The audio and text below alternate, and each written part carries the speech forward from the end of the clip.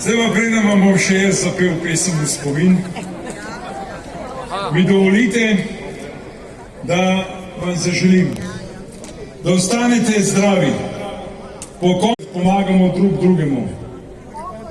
Pomagamo tudi nesrečnim ljudem v stiski, ljudem na opustošenih področjih naše domovine, ne delajmo razlik med ljudmi, bodimo do vseh dobri. Vsak naj se potrudi po svojih močeh.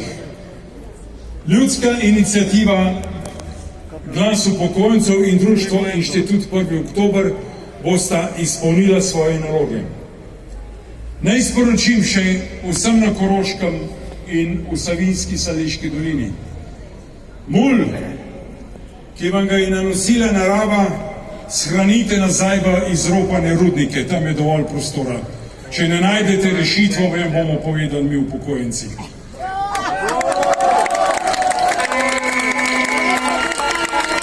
Vidimo se zopet oktobra.